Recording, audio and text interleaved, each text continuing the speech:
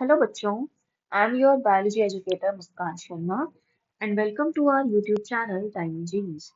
This is the eighth lecture of chapter Molecular Basis of Inheritance, and in today's lecture we are going to discuss about mechanism of replication. In last lecture we discussed about the semi-conservative nature of DNA और आज की class में हम लोग replication के पूरे mechanism को पढ़ने वाले हैं. मैंने लास्ट क्लास में भी एक चीज आप लोगों को बताई थी कि रेप्लिकेशन का जो प्रोसेस होता है it is semi conservative and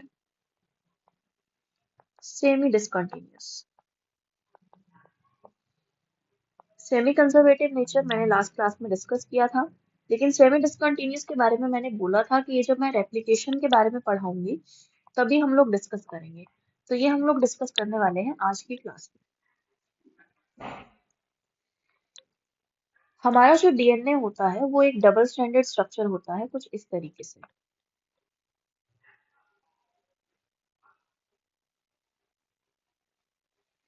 कुछ इस तरीके से डीएनए एक डबल स्ट्रैंडेड स्ट्रक्चर होता है.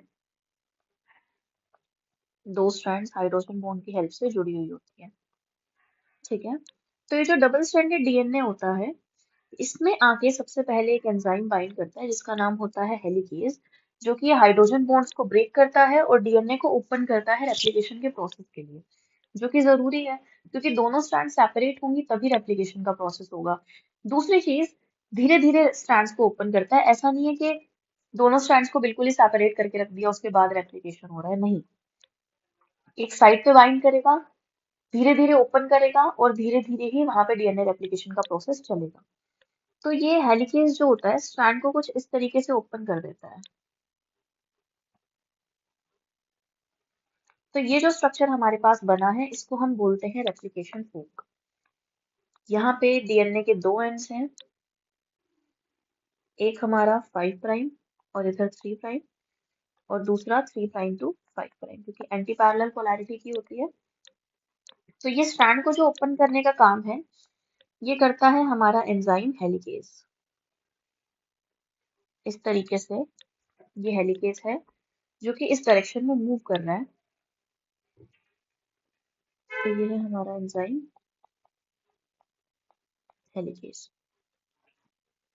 अब यहाँ पे इसने दोनों स्ट्रैंड्स को ओपन तो कर दिया, लेकिन पहले भी तो दोनों स्ट्रैंड्स अपने आप ही बाइंड हुई थी, हाइड्रोजन बॉन्डिंग इन्होंने अपने आप की थी. तो वही काम ये अब भी कर सकते हैं.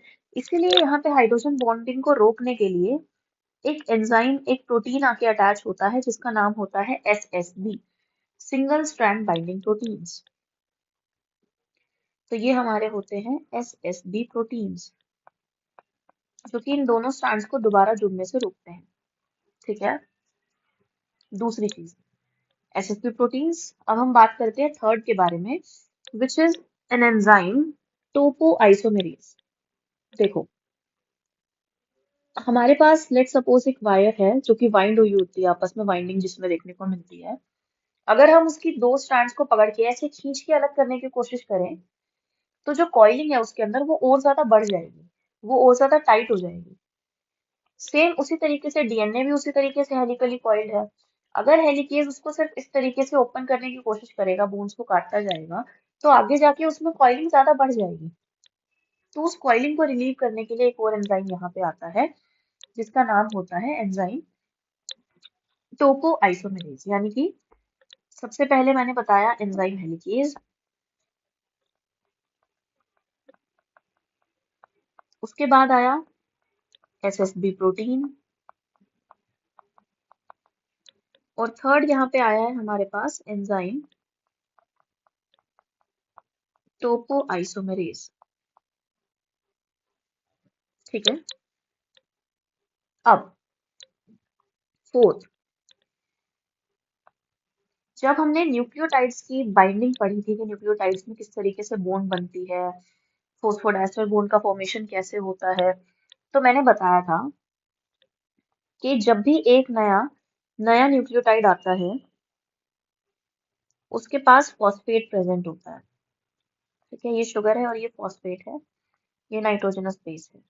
तो इस फॉस्फेट को आगे एक न्यूक्लियोटाइड चाहिए है, आगे एक न्यूक्लियोटाइड चाहिए जिसके 4 प्राइम पे OH ग्रुप 3 प्राइम पे OH ग्रुप प्रेजेंट हो, तभी ये यहाँ पे बॉन्डिंग करता है और न्यूक्लियोटाइड्स तो आपस में जुड़ते हैं। ये चीज थी जो मैंने आप लोगों को बताया था। तो यहाँ पे भी जब हमारा डीएनए पॉलीमरेज एंजाइम काम करने आएगा, न्यूक्लियोटाइड्स को आपस में जोड़ेगा, तो उसको न्यूक्लियोटाइड्स को आपस में जोड़ने के लिए चाहिए एक OH group, free OH group, जिससे कि हमारा पहला डीएनए का न्यूक्लियोटाइड बाइंड कर पाए।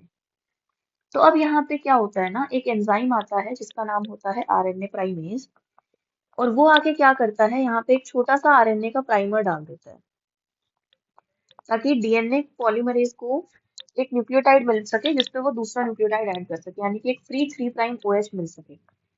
तो यहाँ पे हमारा आएगा एंजाइम आरएनए प्राइमेज, और यहाँ पे एक छोटा सा प्राइमर ऊपर की तरफ डाल देगा। ये उसने एक छोटा सा प्राइमर आरएनए का यहाँ पे ऐड कर दिया। अब इस आरएनए प्राइमर पे आके अटैच होगा हमारा डीएनए पॉलीमरेज एंजाइम। ये फ्री OH यहाँ पे मिल जाएगा, इस पॉइंट पे, इस पॉइंट पे OH मिल जाएगा एक, ठीक है, जिसपे कि अगला न्यूक्लियोटाइड हमारा अटैक कर पाएगा। अब यहाँ पे आके अटैच होगा हमारा एंजाइम डीएनए पॉलीमरेज इस तरीके से, और ये डीएनए पॉलीमरेज आगे मूव करता जाएगा और डीएनए स्ट्रैंड बनाता जाएगा। इसी एंड पे क्यों अटैच हुआ, क्योंकि डीएनए स्ट्रैंड के सिंथेसिस की डायरेक्शन 5 प्राइम टू 3 प्राइम होती है। अब ये यहाँ पे क्या करेगा, जो जो न्यूक्लियोटाइड्स इस वाली स्ट्रैंड में हमारे पास प्रेजेंट हैं, यहाँ पे,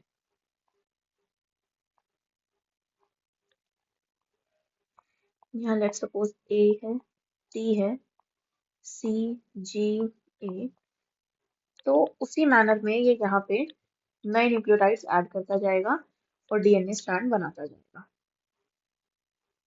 इस तरीके से, इस डायरेक्शन में।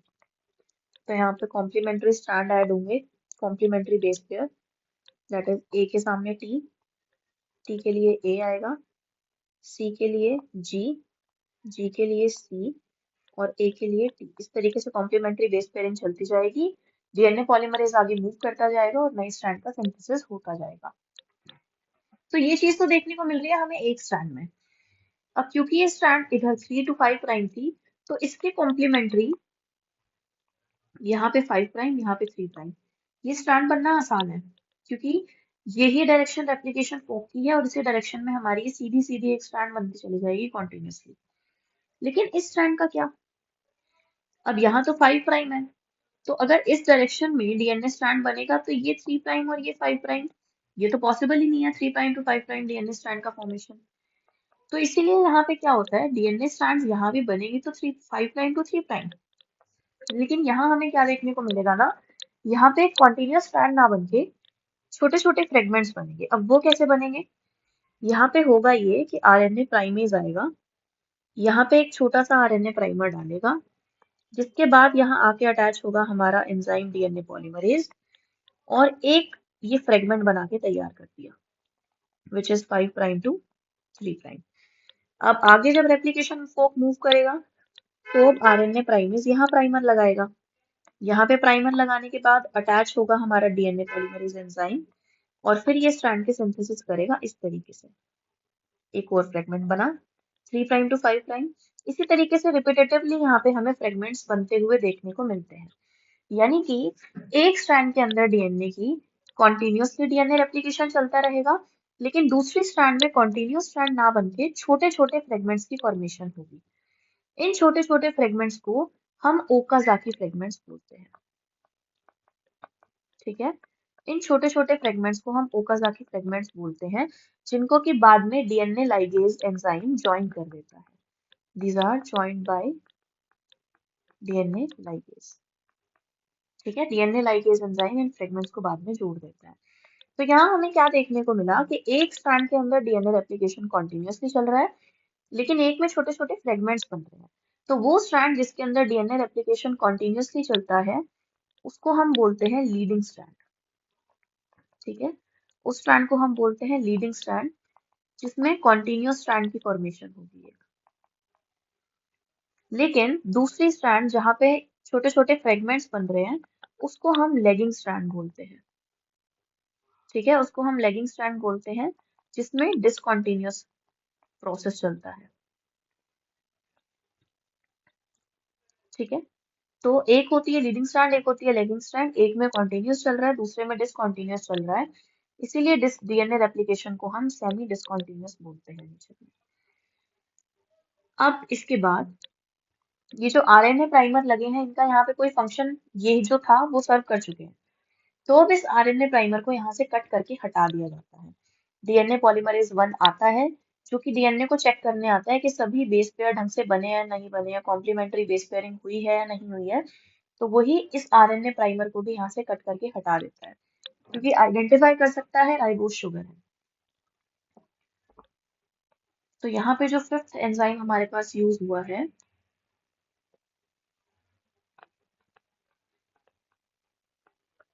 वो है DNA dependent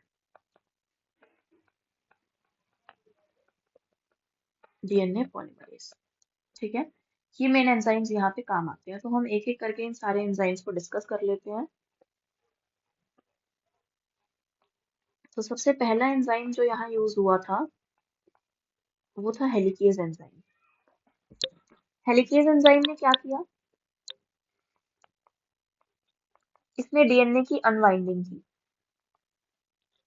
unwinding of two strands of DNA. कैसे की, हाइड्रोजन बॉन्ड ब्रेक करके, बाय ब्रेकिंग हाइड्रोजन बॉन्ड। ठीक है, हाइड्रोजन बॉन्ड को ब्रेक करके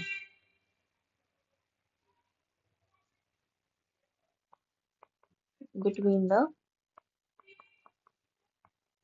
नाइट्रोजनस बेस, यानी कि दो डीएनए स्ट्रैंड्स के नाइट्रोजनस बेस के बीच में जो हाइड्रोजन बॉन्डिंग बनी हुई थी उनको ब्रेक करके इसने अनवाइंडिंग करी। उसके बाद हमारा आया एसएसबी प्रोटीन। एसएसबी यानी कि single strand binding protein.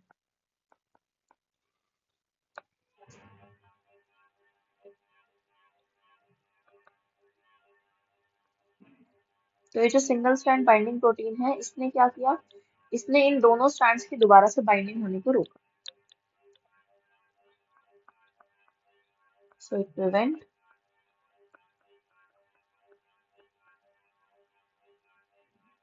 rejoining of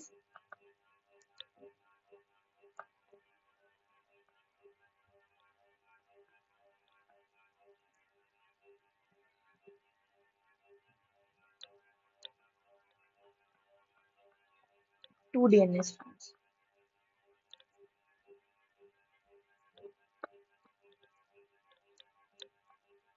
Third, enzyme topoisomerase.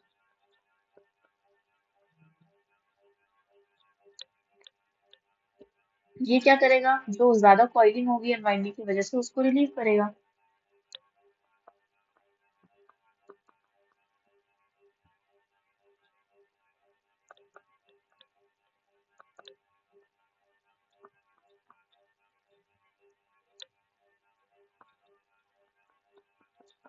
Relieve coiling caused by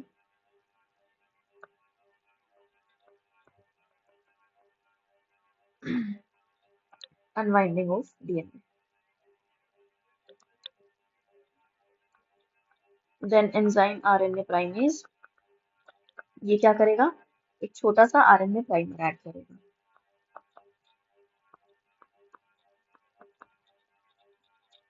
It will add a short RNA primer, ताकि हमारे डीएनए पॉलीमरेज को एक 3 प्राइम OH मिल सके।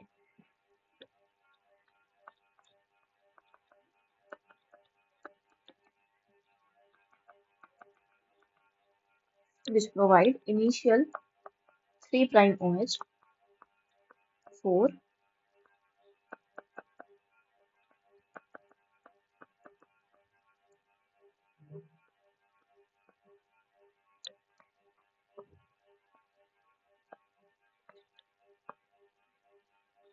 phosphodiester bond formation.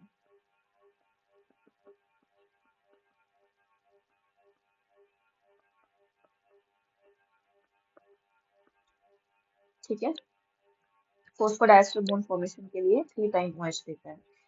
अच्छा, यहाँ पे हम RNA प्राइमर की जगह DNA प्राइमर यूज कर सकते थे, लेकिन यूज क्यों नहीं किया? क्योंकि मैंने बोला कि RNA प्राइमर को बाद में हटा दिया जाता है। और वो हटा किस लिए दिया जाता, कब कैसे दे सकते हैं? जब हम आइडेंटिफाई कर पाते हैं कि ये सीक्वेंस हमारे काम का नहीं है, क्योंकि ये RNA है। क्योंकि RNA में शुगर अलग है, राइबोज शुगर है।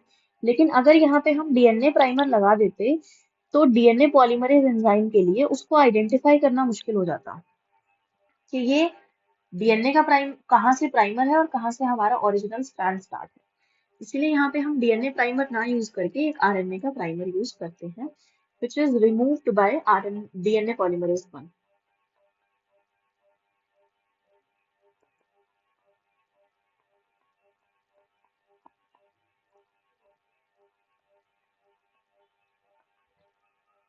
Removed later by DNA polymerase 1. उसके बाद नेक्स्ट एंजाइम हमारे पास आ जाता है DNA dependent DNA polymerase.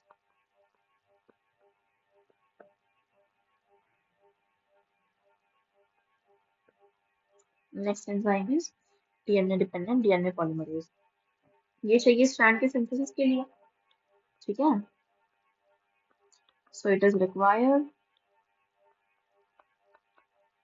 for the synthesis of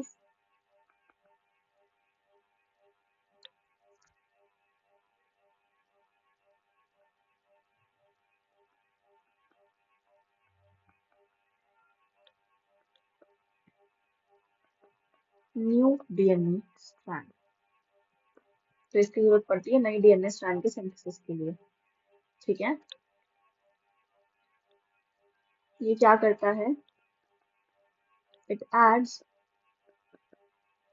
nucleotide which are complementary to template, या फिर हम बोल सकते हैं पेरेंटल DNA स्ट्रैंड, ठीक है। जो पेरेंटल स्ट्रैंड जिसके साथ DNA रेप्लिकेशन हो रहा है उसको हम टेम्पलेट DNA स्ट्रैंड भी बोलते हैं। तो ये न्यूक्लियोटाइड्स जो ऐड करेगा वो उसके कॉम्प्लीमेंट्री ऐड करेगा। दूसरी चीज, इसकी जो स्पीड होती है, स्पीड जो होती है इसकी वो होती है 2000 बेस पेयर्स पर सेकेंड। एक सेकेंड के अंदर ये 2000 बेस पेयर्स ऐड कर देता है, ठीक है। उसके बाद ये जो डायरेक्शन, जिस डायरेक्शन में DNA सिंथेसिस होता है वो 5 प्राइम टू 3 प्राइम होता है। तो यहाँ पे क्या होगा? एक स्ट्रैंड में the DNA synthesis takes place in 5 prime to 3 prime direction.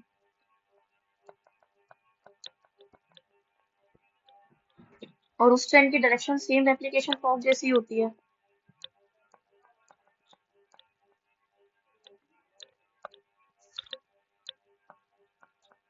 It's moving in the direction of replication fork. तो यहाँ पे जो स्ट्रैंड सिंथेसिस है वो कॉन्टिन्यूस होगा और इसको हम लीडिंग स्ट्रैंड बोलते हैं, ठीक है। So it's known as leading strand या फिर कॉन्टिन्यूस स्ट्रैंड। लेकिन दूसरे में अगर हम बात करें, इन अदर वन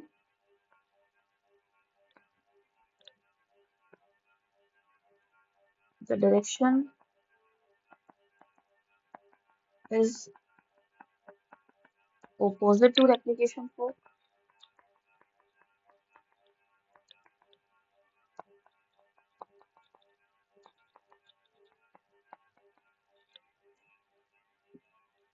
जिसकी वजह से क्या होगा? छोटे छोटे फ्रेगमेंट्स बनेंगे, ठीक है।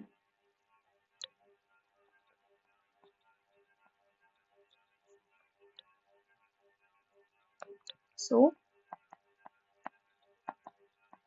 ओकाजाकी फ्रेगमेंट्स आर फॉर्म्ड, जिसको ज्वाइन कौन करता है? Which are joined by enzyme DNA ligase। तो यहाँ पे एक सिक्स्थ एंजाइम जो यूज हो रहा है वो है DNA ligase, जो कि इनको जोड़ने का काम कर रहा है। ठीक है, and the strand is lagging strand. Strand को क्या बोलेंगे हम? लेगिंग स्ट्रैंड बोलेंगे। ठीक है, एक लीडिंग और दूसरी लेगिंग स्ट्रैंड। तो कुछ इस तरीके से हमें डीएनए रेप्लिकेशन देखने को मिलता है। दूसरी चीज, जो न्यूक्लियोटाइड्स होते हैं वो होते हैं हमारे ट्राइफॉस्फेट की फॉर्म में। Nucleotides are in the form of triphosphates, यानी कि ATP adenosine triphosphate, GTP guanosine triphosphate, TTP thymine triphosphate, CTP that is cytosine triphosphate. तो इन तीन में से दो फॉस्फेट जो होते हैं, ठीक है, इन तीन में से दो फॉस्फेट जो यूज होते हैं वो एनर्जी रिलीज करते हैं। इनको ब्रेक किया जाता है, are broken to release energy. और वो एनर्जी कहाँ यूज होती है? वो एनर्जी यूज होती है फॉस्फोडाइस्टर बॉन्ड की फॉर्मेशन में। ठीक है, और जो एक बाकी का बचा हुआ फॉस्फेट होगा, वन फॉस्फेट, वो बॉन्ड फॉर्मेशन के लिए यूज होता है।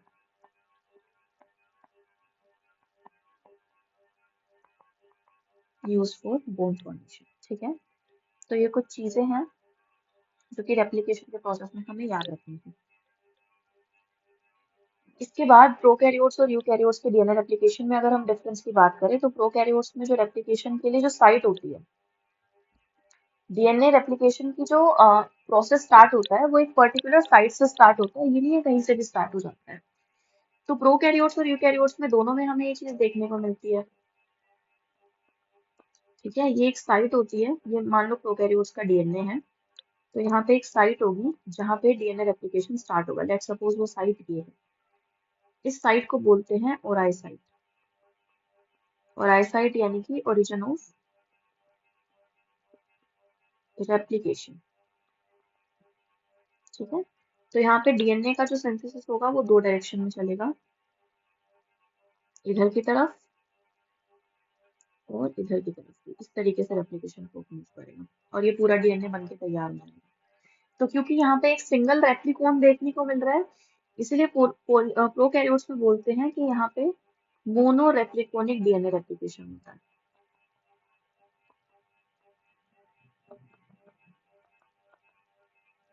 वहीं अगर हम यूकैरियोट्स में बात करें, क्योंकि यूकैरियोट्स का डीएनए बहुत लंबा होता है, तो उनके अंदर मल्टीपल ओराई साइट्स हमें देखने को मिलती है। ये लेट्स सपोज डीएनए है, तो यहाँ पे हमें मल्टीपल ओराई साइट्स देखने को मिलेगी कुछ इस तरीके से।